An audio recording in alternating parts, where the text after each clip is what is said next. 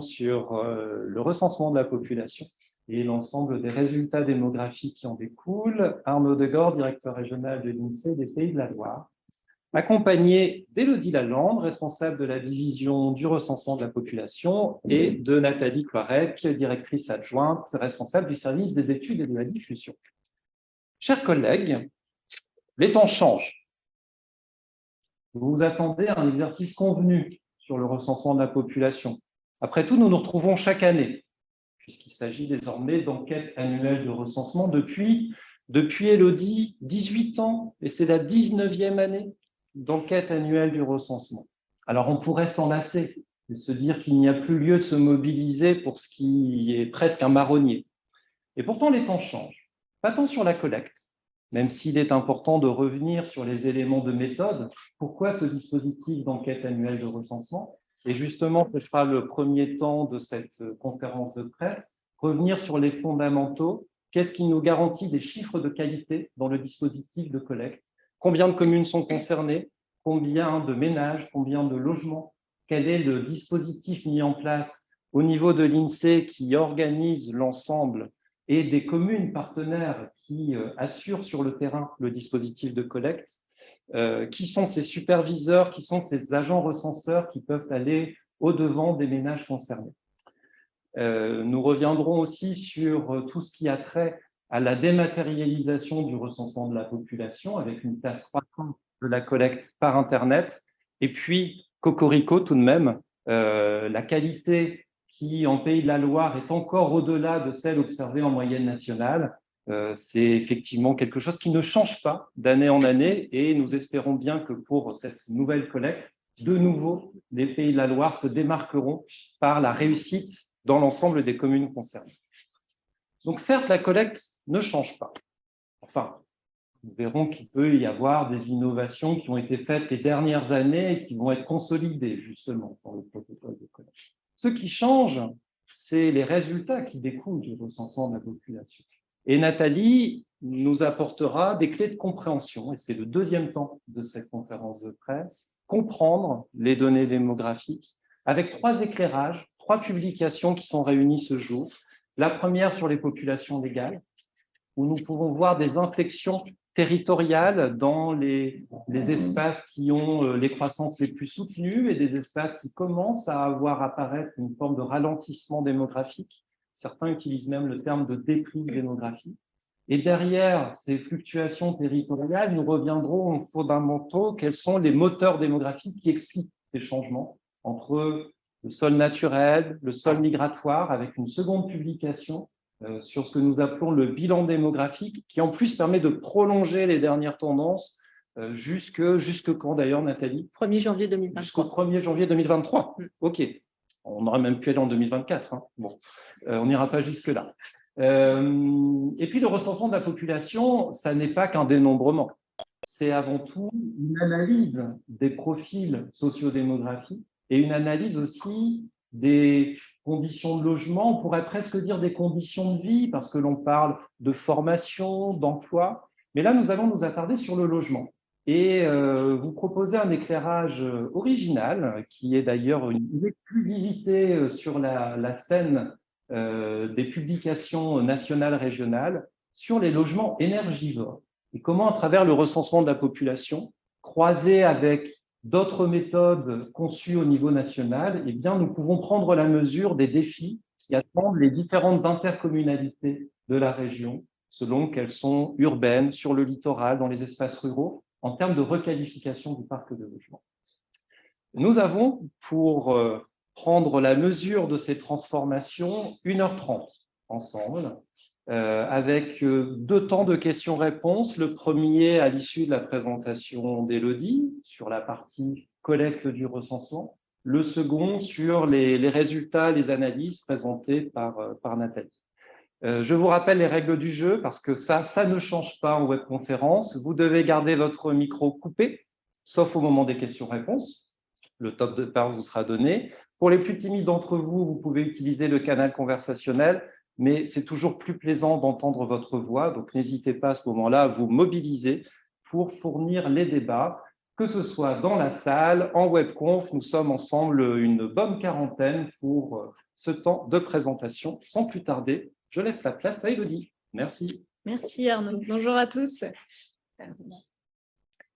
Donc, au sujet de l'enquête de recensement de la population qui va commencer ce jeudi 19 janvier. Alors, on va d'abord commencer par rappeler les objectifs. Ah oui, c'est moi qui est là. Tant pour moi. Il ne marche pas. Il faut que tu cliques au milieu aussi. Il faut que tu diriges par là. Voilà. Pardon. Ok. C'est moi qui ai fait. Oui, d'accord, mais clique au milieu de la diapo. Excusez-moi, Allez, petit problème technique.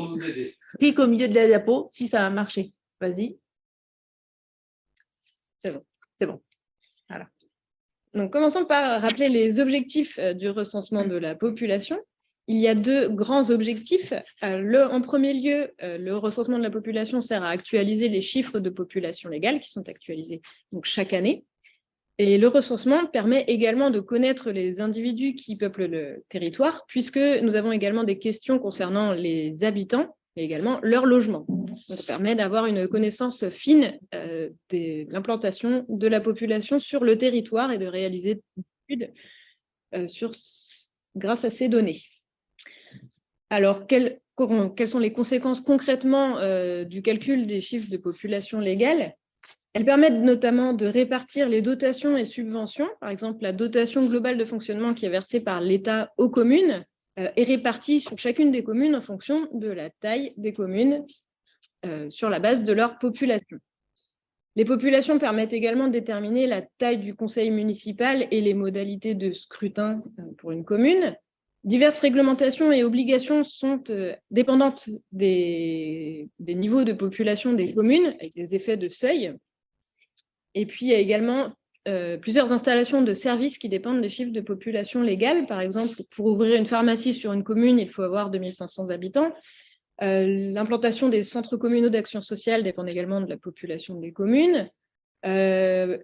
Également, les points d'accès aux services postaux dépendent de l'implantation des habitants sur les communes. Et puis, il y a de nombreuses autres conséquences aux chiffres de population légale. Ça ne marche plus. Bah non, parce que Valérie est en train. Il faut arrêter de toucher parce qu'on ne peut pas avancer le diapo. Je me demande d'enlever la barre flottante. Dès qu'on enlève la barre flottante et que Élodie reclique dessus, je pense que ça remet. D'accord, bah, ce n'est pas très grave. On peut faire avoir le. Voilà. Ouais. Donc je l'enlève, mais elle veut bien. Alors, comment procédons-nous? Alors, cette opération est réalisée en partenariat rapproché entre les communes et l'État, représenté par l'INSEE. Donc, l'INSEE organise et contrôle le recensement, donc établit le protocole, fournit les documents, forme les acteurs et accompagne les communes dans la réalisation du recensement. Et c'est bien les communes qui préparent en amont et réalisent la collecte ensuite sur le terrain auprès des habitants. Donc, la méthode est différente selon la taille de la commune. Pour les communes de moins de 10 000 habitants, le recensement a lieu de façon exhaustive. On recense l'ensemble de la population tous les 5 ans. Dans les communes de plus de 10 000 habitants, le recensement a lieu tous les ans. Tous les ans, on recense 8% des logements de la commune. Donc, c'est une opération de grande envergure. Rien que sur les Pays de la Loire, ça représente 300 logements recensés chaque année environ. 300 000 logements. Évidemment, 300 000 logements recensés chaque année pour environ donc, 580 000 personnes. Ce chiffre sera affiné après la collecte. Et il y a 1300 agents recenseurs recrutés par les communes qui vont sillonner la région à partir de ce jeudi. Alors, les garanties de confidentialité et puis l'utilité démontrée du recensement permettent d'obtenir un très beau taux de réponse puisqu'on obtient 98% de réponses en Pays de la Loire au recensement, permettent d'avoir de très bons résultats. Donc, ce sont 290 communes recensées chaque année, enfin cette année du moins. Le chiffre est précis, 290 communes recensées. Et le taux de réponse des ménages sur Internet a atteint l'an passé 73%. Donc, un niveau très, très élevé qui pourra encore progresser cette année, on l'espère. Donc, concrètement, comment cela se déroule? Alors, pour les maisons individuelles, dès ce jeudi, les agents recenseurs vont déposer la notice avec les codes d'accès pour répondre aux questionnaires Internet en ligne.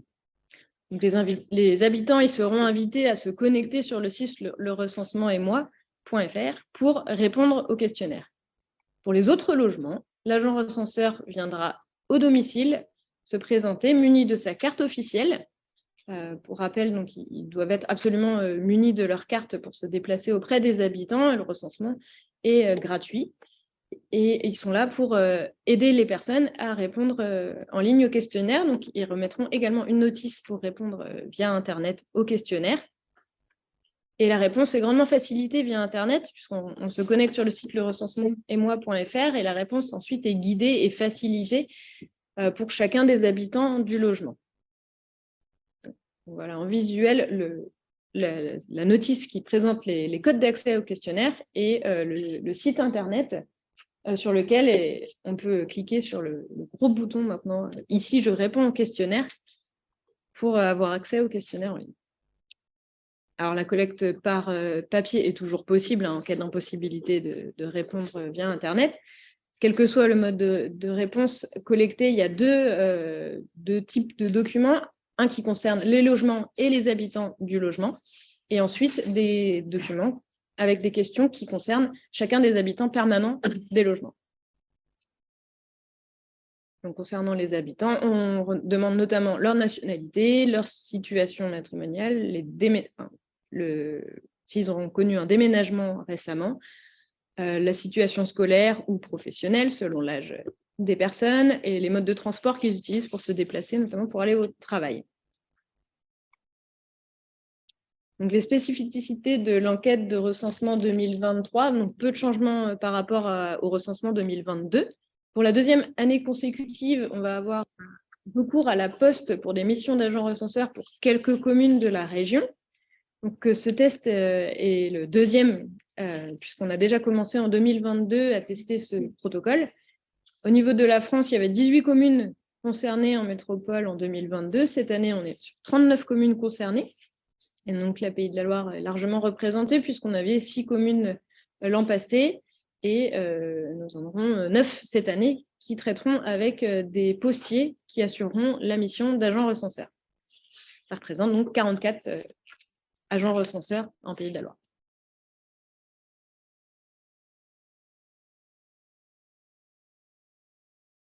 Donc, le site du recensement de la population, le recensement-et-moi.fr, a fait peau neuve cette année. On a revu tout le visuel. Donc, on peut y trouver toutes les informations essentielles qui concernent le recensement, de nombreuses vidéos également qui permettent de comprendre le rôle de chacun des acteurs et l'utilité du recensement. Et puis, il y a aussi un petit chatbot qui permet de poser sa question et avec des réponses qui vous sont apportées. Et voilà. Et voilà, donc pour ce qui concerne le recensement de la population 2023, je vous remercie de votre attention. Si vous avez des questions. Merci Valérie. Donc on prendra un premier temps de questions après mon deuxième point. Donc, comme l'a dit Arnaud tout à l'heure, je vais d'abord vous parler des populations légales pour vraiment faire le point sur les populations qui ont à la période de référence au 1er janvier. Ensuite, je vous parlerai du bilan démographique avec notamment une nouvelle estimation de population. Là, on prendra un petit temps d'échange et puis ensuite, on parlera des logements. Donc là, c'est un thème qui est à part, mais qui vous montre aussi toute la richesse de ce que l'on peut exploiter à partir du recensement de la population. Donc, si je regarde du coup les résultats du recensement de la population, donc les populations légales, donc c'est ce que vous a dit Élodie tout à l'heure, ça permet ensuite de déterminer les dotations, donc c'est sur ces populations que c'est calculé. Au 1er janvier 2020, on a dans la région 3 832 120 personnes qui résident donc dans les Pays de la Loire. La population entre 2014 et 2020, elle s'est accrue de 141 000 habitants, donc c'est l'équivalent de la population du Mans. Donc, ça veut dire qu'on gagne l'équivalent de la population du Mans en 5 ans. La population augmente en moyenne de 0,6% par an. Donc, c'est une croissance qui est toujours supérieure de 0,3 points par rapport au national. Donc, en termes de dynamisme des régions, c'est le 3e rang des régions métropolitaines pour l'évolution, donc pour le rythme de croissance. Donc, derrière la Corse et l'Occitanie. Donc, on est une région toujours très dynamique et toujours largement supérieure, enfin avec une croissance qui est largement supérieure à la croissance française. Donc, si on regarde là le détail par département, donc on voit quand même qu'on a dans les Pays de la Loire plutôt tendance à avoir un ralentissement. Donc après, on verra ce ralentissement sur le territoire de quelle forme il prend. Donc la première barre qui est la plus claire, qui est bleu clair, c'est 2009-2014. Donc ça montre la croissance sur la période précédente, et la barre la plus foncée, c'est la période la plus récente, donc 2014-2020. Donc, on voit qu'on a bien ce ralentissement de la population dans la région.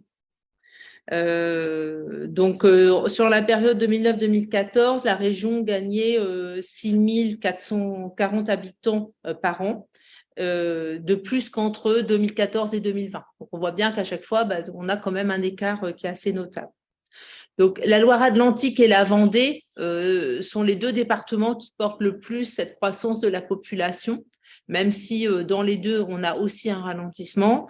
Mais c'est vraiment notamment la partie, l'agglomération nantaise qui porte clairement cette croissance. La dynamique est plus modérée, voire on a une stabilité ou une légère diminution dans la Sarthe. Donc, en Mayenne, on a plutôt sur une stabilité, puis dans la Sarthe, sur une diminution. En Maine-et-Loire, on a souvent une évolution qui est proche de la moyenne nationale, qui est une évolution qui est proche de la moyenne française. Donc, la dynamique démographique, elle est positive dans 56% des communes aujourd'hui. Donc, c'est la moitié des communes, alors que précédemment, c'était 71% des communes. On va le voir de manière nette dans la carte suivante. Donc, sur la carte, donc, plus c'est rouge et rouge foncé, plus l'évolution est positive. Et quand c'est gris, ça veut dire que c'est stable. Et quand c'est bleu, c'est une tendance à la diminution de la population. Donc, sur la carte de gauche, on est sur la période 2009-2014, donc la plus ancienne, en tout cas dans notre analyse. Et puis, sur la carte de droite, sur la période la plus récente.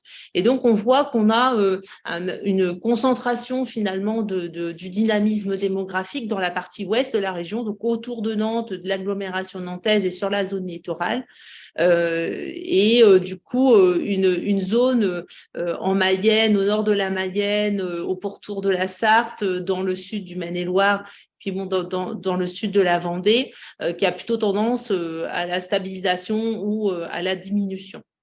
Donc, on a une vraie concentration du dynamisme sur le territoire.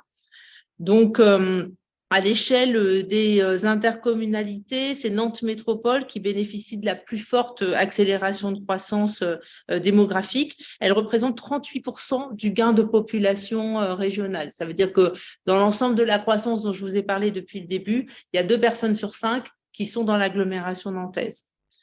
Il y a 3 autres intercommunalités qui voient aussi leur augmentation de population s'accélérer. Donc, entre 2009-2014 et 2014-2020, c'est la communauté d'Angers, donc Angers-Loire Métropole, la communauté d'agglomération de Clisson et Maine-Aglo, et la communauté de communes de Châlons-Goix Communauté.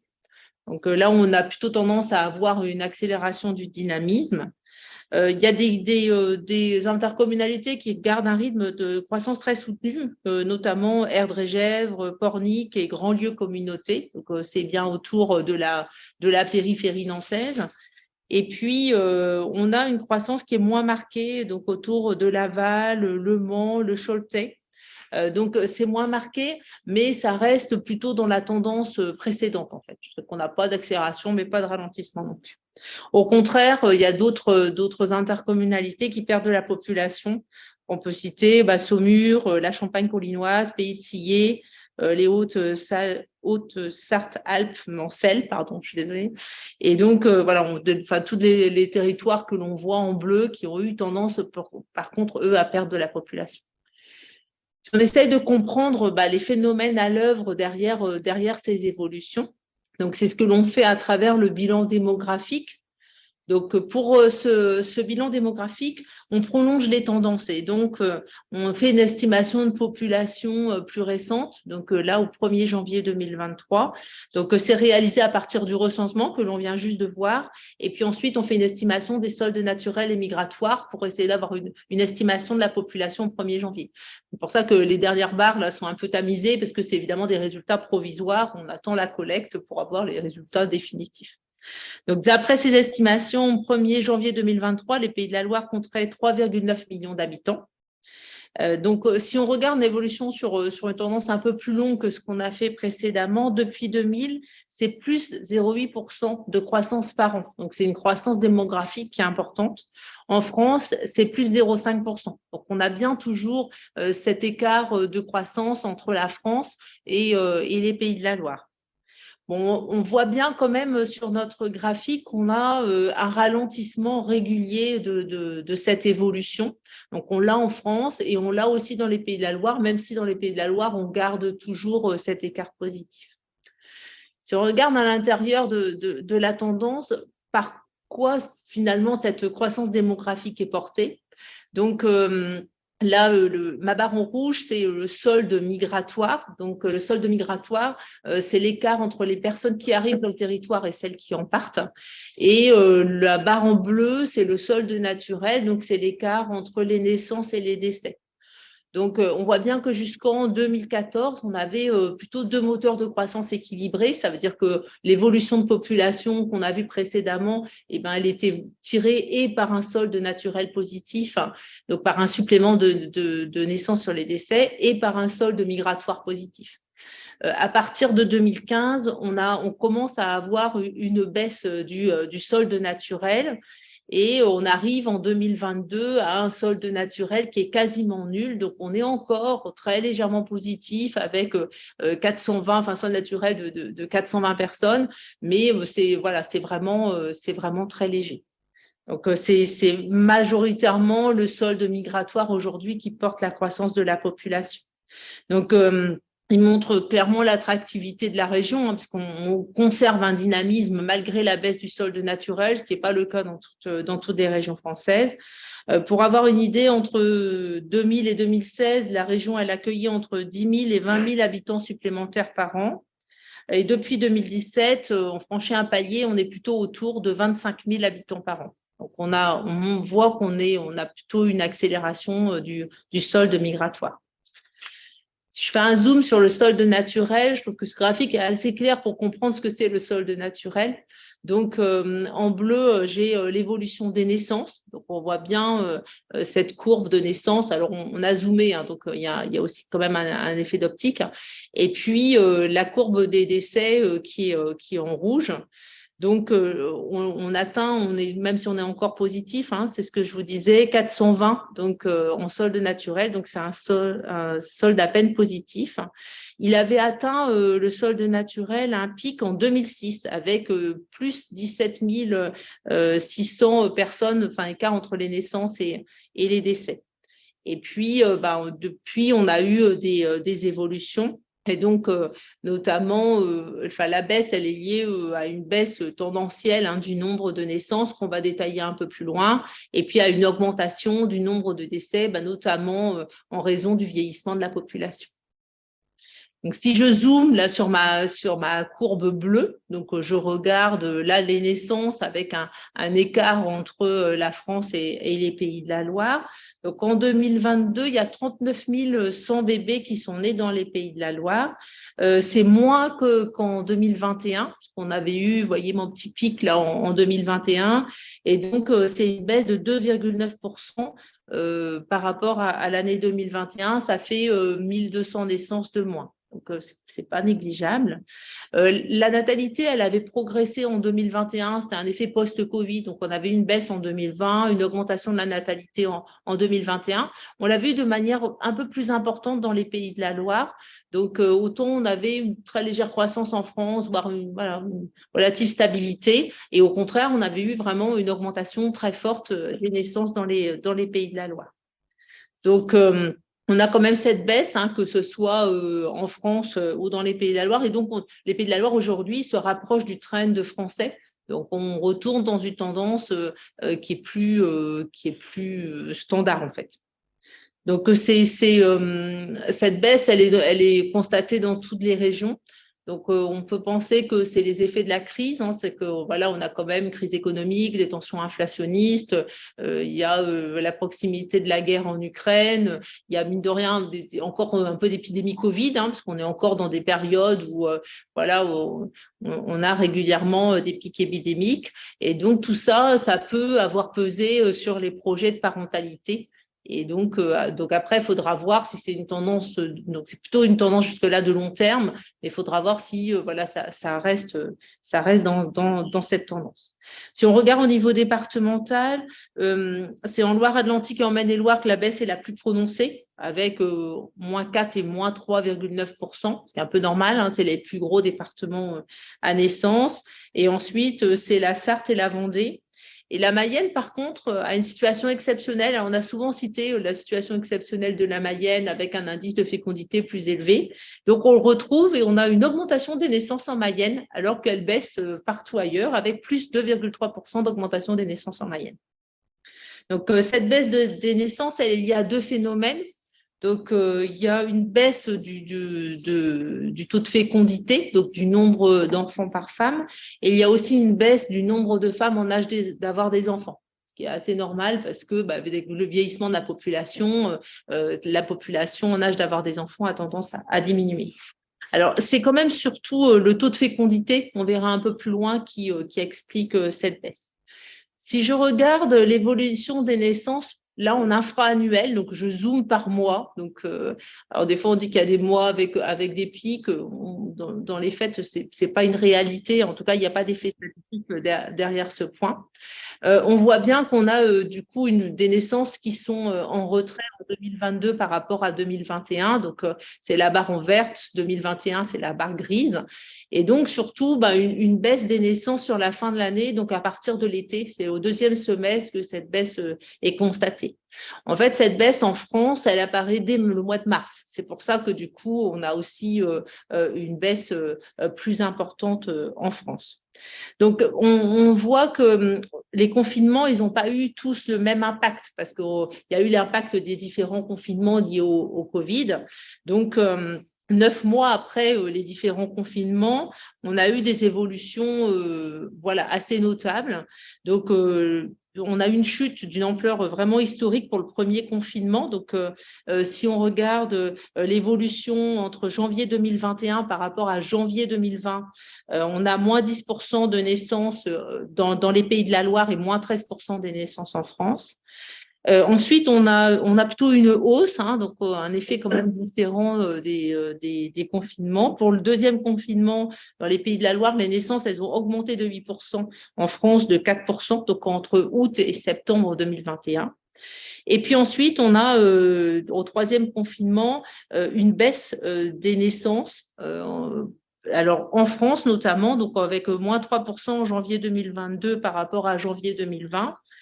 Pas vraiment d'effet du coup dans les Pays de la Loire parce que là, on voit bien que sur ma courbe, on est à une augmentation de plus 1,6% et donc on retourne plutôt dans le trend standard. Donc, autant il y a eu un effet du troisième confinement en France, autant on ne peut pas trop le constater dans les Pays de la Loire. Donc, il y a quand même des points communs. En général, au sortir des trois confinements, il y a de nouveau une augmentation des naissances. Là, la courbe 2022, elle avait plutôt repris, disons, la tendance des années précédentes en dehors de la fin d'année, où là, on a une baisse qui est quand même très importante. Mais c'est aussi les périodes où on a bien vu tous les effets de la crise, donc on peut avoir cet effet-là qui pèse sur la courbe. De manière plus générale, si on regarde l'indicateur conjoncturel de fécondité, vous voyez qu'on a été pendant très longtemps largement au-dessus en fait de l'indicateur conjoncturel de fécondité français. Et puis, dans la période vers les années 2013-2014, on s'est beaucoup rapproché en fait de la tendance française. Et donc, on s'en est réécarté un peu en 2021 grâce à ce pic de naissance dont je vous ai parlé. Aujourd'hui, pour avoir une idée de l'évolution de cet indicateur conjoncturel de fécondité, en 2010, il était de 2,13%, ça fait 2,13 enfants par femme, et en 2022, il est à 1,82 enfants par femme. Donc, on a une baisse très importante. Ça reste légèrement au-dessus du niveau national, puisqu'on a 1,76 au niveau national. Et du coup, on a un effet assez différent dans les différents départements, parce que en Mayenne, on est toujours à 2,06 enfants par femme, donc on a toujours au-dessus de 2, et en Sarthe, on est à 1,90, donc on est aussi un peu plus élevé dans la Sarthe. Et donc, on retrouve cet effet historique de natalité plus dynamique en Mayenne. Par contre, quand on regarde l'évolution du nombre de femmes de 25 à 34 ans qui sont considérées comme celles qui ont le plus d'enfants, on a une très légère baisse, mais ce n'est pas ça qui impacte majoritairement les naissances, c'est vraiment le nombre d'enfants par femme. Si cette fois, on fait un zoom sur les décès, donc c'est ma deuxième courbe en bas dans le solde naturel. Donc, on a en 2022 38 650 décès estimés. Donc, à ce stade, c'est une estimation parce qu'on n'a pas l'information sur les décès de toute fin d'année. Donc, c'est amené à être un peu revu. C'est 3,1% de plus qu'en 2021. Ça fait 1150 décès de plus que l'année dernière. Elle est plus prononcée, cette augmentation, qu'en France métropolitaine. On a une augmentation de 1,1% seulement des décès en France métropolitaine. Donc, le nombre de décès croît particulièrement en Vendée, donc avec 6,5%. C'est le département où la population est les plus âgée, et on a eu des épidémies de grippe et de canicule qu'on verra dans le graphique suivant, qui ont été un peu plus importants en Vendée. Et la hausse, elle est aussi supérieure en Mayenne, donc plus 4,4%, en Maine-et-Loire, plus 3,8%. Elle est plus modérée en Loire-Atlantique, et les décès sont stables dans la Sarthe. Si je regarde au niveau infra-annuel, comme ce que j'ai fait tout à l'heure pour les naissances, donc on voit l'épidémie de grippe du printemps et les périodes de canicule de l'été qui ont clairement fragilisé les personnes les plus âgées et qui ont eu des impacts sur les décès. Donc là, c'est toujours pareil. En 2022, c'est la courbe en vert. Et donc, on voit clairement dans les périodes de grippe et de canicule avec une augmentation beaucoup plus importante des décès. Donc, d'après le Santé publique France, il y a deux effets. Il y a les effets des personnes qui peuvent être fragilisées, personnes âgées qui peuvent être fragilisées en période de canicule et du coup attraper plus facilement le Covid. Et au contraire, des personnes plus âgées qui ont le Covid et pour lesquelles la situation peut se dégrader en raison des fortes chaleurs. Ça explique du coup ces vagues de décès. Alors, il y a aussi des causes plus structurelles, donc on ne voit pas là dans ce graphique infra où on voit plutôt mes pics conjoncturels. C'est bien sûr le vieillissement de la population et donc l'arrivée des générations du baby-boom, donc les personnes qui sont nées entre 46 et 74 à des âges de plus forte mortalité. Donc, la part des personnes de 65 ans ou plus sur l'ensemble de la population ligérienne est passée de 17% en 2001 à 22% en 2022. Et donc, on voit bien que de toute façon, dans la courbe que je vous avais montrée sur le solde naturel, on a une augmentation tendancielle du nombre de personnes qui décèdent. Si on regarde, hop, je vérifie, non, j'avais enlevé le graphique. Donc, si on regarde l'espérance de vie, l'espérance de vie à la naissance entre 2019 et 2020, elle était restée stable dans les Pays de la Loire parce qu'en fait, on avait été moins touché par l'épidémie Covid, alors qu'elle avait décroché en France. Par contre, en 2021-2022, elle a tendance à baisser. Et donc, on est à 85,6 ans pour les femmes et 79,7 ans pour les hommes. Donc, on est on est au-dessus en fait de la moyenne française. Et alors, autant pour les femmes, on l'a toujours été de manière historique, l'espérance de vie des femmes était supérieure dans la région. Par contre, pour les hommes, c'est assez récent, ça date de 2020. Donc, c'est vraiment un effet aussi lié au Covid et au fait qu'on ait été moins touchés. Donc là, on change complètement de sujet. Hein. C'est pour ça que je vous prépare.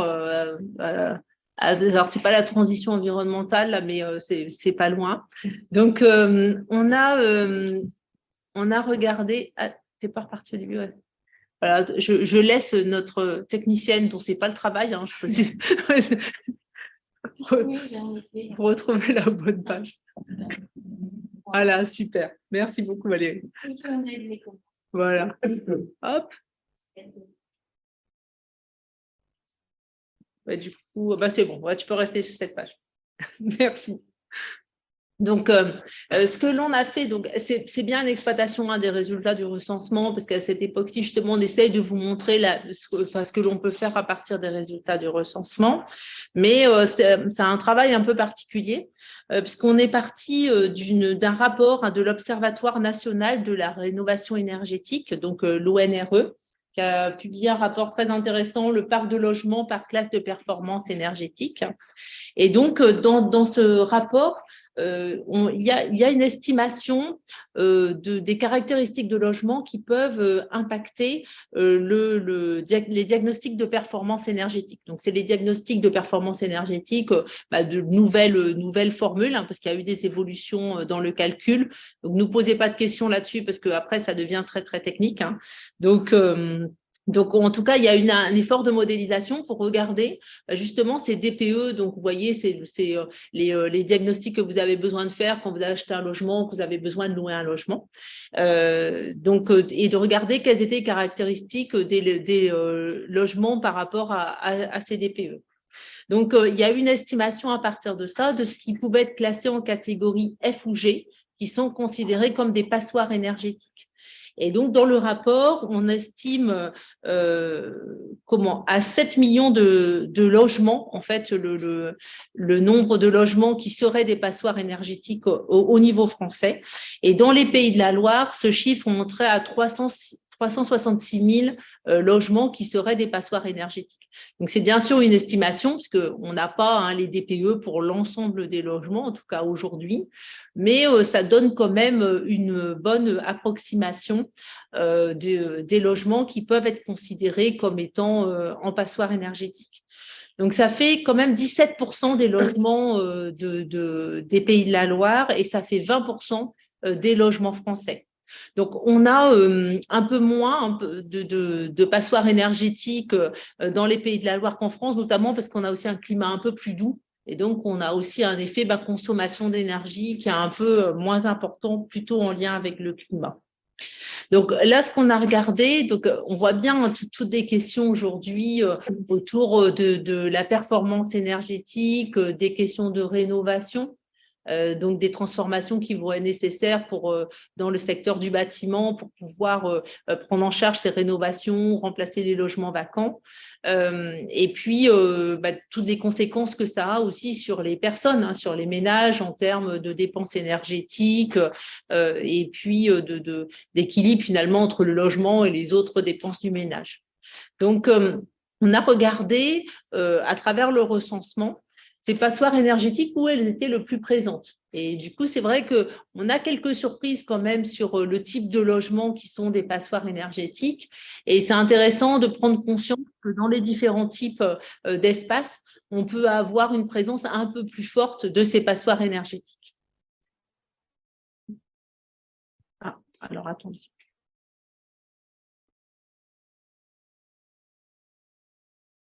Petite pause technique de 2 secondes. La réponse est plus lente que la mienne.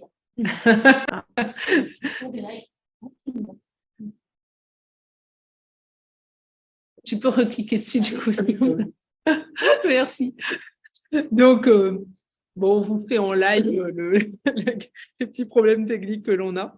Donc, un des points, moi, qui m'avait assez étonnée, c'est que les petits logements qui sont alors suroccupés au sens où il y a plus de personnes qui les occupent au mètre carré, ils sont potentiellement plus énergivores que les logements de taille plus importante. Donc, on peut se demander pour quelles raisons. Donc, c'est près de 34% des logements de moins de 30 mètres carrés qui ont une étiquette F ou G, contre seulement 13% des logements de plus de 100 mètres carrés. Donc, dans les raisons, Il y a notamment la consommation d'eau chaude sanitaire qui, comme il y a plus de personnes qui occupent le logement, rapportée au mètre carré de surface du logement, elle est plus importante pour les logements de petite taille. Et puis, c'est des logements qui ont souvent aussi plus de parois déperditives, des parois déperditives qui sont plus importantes par rapport à leur surface habitable. Et donc, on a des pertes de chaleur et des consommations de chauffage qui sont plus importantes. Je suis désolée. Donc, en 2019, donc, à travers le recensement, on peut dénombrer 129 000 résidences principales qui ont une surface de moins de 40 mètres carrés dans les pays de la Loire. Donc, ces logements, ils se situent plus dans les zones urbaines. Donc, on voit bien les zones les plus foncées sur notre carte. Et donc, à l'intérieur ils sont présents, 76% des petits logements de la région sont présents dans les zones urbaines. Donc, notamment Nantes Métropole, la communauté urbaine d'Angers, elle se distingue avec les parts les plus élevées de petits logements, hein, c'est normal, puis c'est aussi là qu'il y a des étudiants notamment. Donc, avec 15% de petits logements et des 11% de logements suroccupés, alors que ces chiffres, ils sont de 8% et 6% dans les pays de la Loire. Donc, on s'aperçoit aussi qu'évidemment, c'est des logements qui sont plus souvent occupés par des locataires. Et donc, c'est 90% de locataires qui occupent ces petits logements. Et alors que c'est seulement 35 000, ils sont présents seulement dans 35% des résidences principales. Et il y a un point quand même qui est assez notable, hein, c'est que les loyers des passoires énergétiques sont bloqués depuis août 2022. Et progressivement, l'objectif, c'est d'interdire leur location. Donc, on va se retrouver dans une situation où on a tous ces petits logements qui finalement seront plus ouverts à la location. Et donc, on a des territoires qui vont devoir accompagner en fait cette transition vers une meilleure isolation ou en tout cas des propositions pour solutionner ces problèmes. Si on regarde une deuxième caractéristique de logement, donc là, on a parlé des résidences principales, mais on a aussi les résidences secondaires. Donc, on a un effet parmi les résidences secondaires, donc elles sont plus énergivores. Donc, il y a 32% des résidences secondaires qui sont estimées comme étant des passoires énergétiques. Donc, c'est 2 fois plus que pour les résidences principales. Donc, c'est assez normal hein, parce que du coup, il y a pas mal de gens qui ne rénovent pas leur maison parce qu'ils l'utilisent que l'été, donc ils n'ont pas particulièrement d'intérêt à faire des rénovations. Et puis, il n'y a pas d'incitation à la rénovation. C'est-à-dire que les incitations, en général, elles sont mises en place pour les résidences principales, mais pas pour les résidences secondaires. Mais on peut avoir quand même des effets, c'est qu'avec les périodes de canicule, on peut avoir justement des gens qui vont souhaiter de mieux en mieux isoler leur logement. Et puis, on a aussi un effet vieillissement avec des gens qui vont peut-être choisir d'occuper leur résidence secondaire à titre principal en allant s'installer sur la côte et donc qui vont se retrouver en résidence principale, du coup, dans des logements qui sont moins bien isolés. Donc, si on regarde où c'est présent les résidences secondaires, donc elles sont présentes majoritairement sur la côte, hein, soit on n'est pas surpris. Et donc, les intercommunalités du littoral, elles concentrent 69% des résidences secondaires de la région. Donc, elles représentent des résidences secondaires 40% de ces intercommunalités, alors que c'est seulement 11% en moyenne régionale. Donc, voilà, on a un vrai effet localisation de ces résidences. L'autre point, c'est que c'est plus souvent des maisons. Et donc, on a plus de déperdition aussi dans les maisons. Et elles sont plus équipées de chauffage électrique, donc avec aussi un effet énergivore un peu plus important du chauffage électrique. Si je regarde d'autres intercommunalités, c'est que parmi les logements qui sont considérés comme des passoires énergétiques, il y a notamment les logements qui sont chauffés au fioul, parce que dans le nouveau diagnostic, ils sont mieux pris en compte parce qu'ils sont très impactants sur les gaz à effet de serre. Donc, dans l'ancienne DPE, ça l'était un peu moins pris en compte, mais là, ça l'est beaucoup mieux. Et donc, les logements chauffés au fioul sont 44% à être placés en catégorie F ou G. Du coup, elles sont plus importantes que mes 17% là, dans la région, les 17% que je vous avais cités. Donc, dans ces territoires, les résidences principales, elles sont 2 fois plus souvent chauffées au fioul en moyenne dans la région. Et donc, on a aussi des politiques publiques qui visent à essayer de réduire les gaz à effet de serre et qui, du coup, imposent pour les propriétaires de ces logements, à partir du 1er juillet 2022, ils ne peuvent plus remplacer les chaudières au fioul par une chaudière au fioul. Donc, ils doivent trouver un autre moyen de chauffage. Dans ces territoires, on a aussi des logements plus anciens.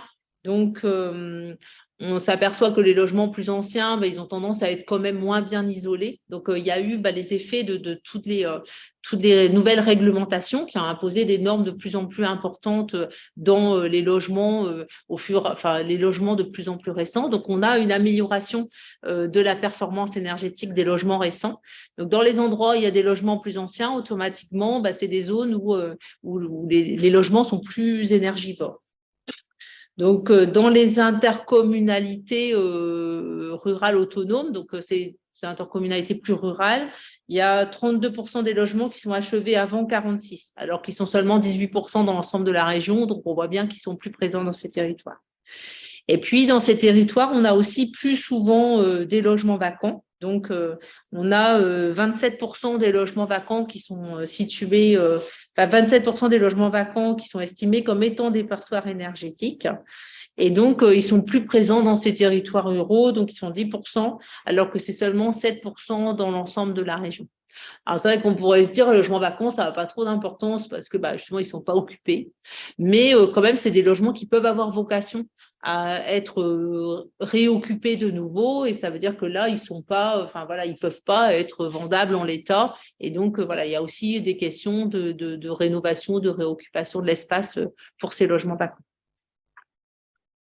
Et puis, si je regarde mon dernier point, donc là, on avait un peu évoqué les maisons tout à l'heure, notamment quand on parlait des résidences secondaires, mais les maisons, elles sont plus sujettes à la déperdition de chaleur que les appartements.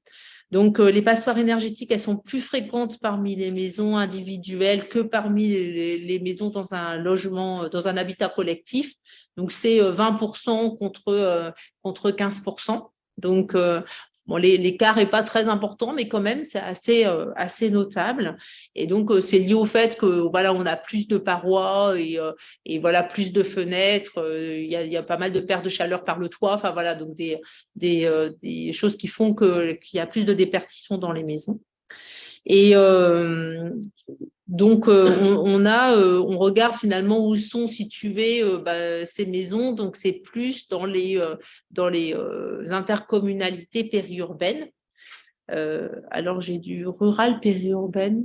J'ai l'impression que bon. En tout cas, c'est plus dans les intercommunalités périurbaines. Et donc, elles représentent 9 résidences principales sur 10 dans ces intercommunalités. Et 45% des résidences principales, ils font plus de 100 mètres carrés, soit 10 points plus que la moyenne régionale.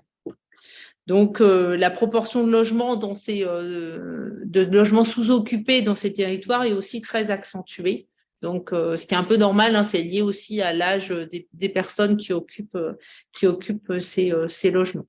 Et donc, dans les maisons, on a aussi du coup un peu plus de consommation énergétique. Et donc, il y a une question dans ces territoires aussi d'accompagner finalement une meilleure isolation des maisons individuelles.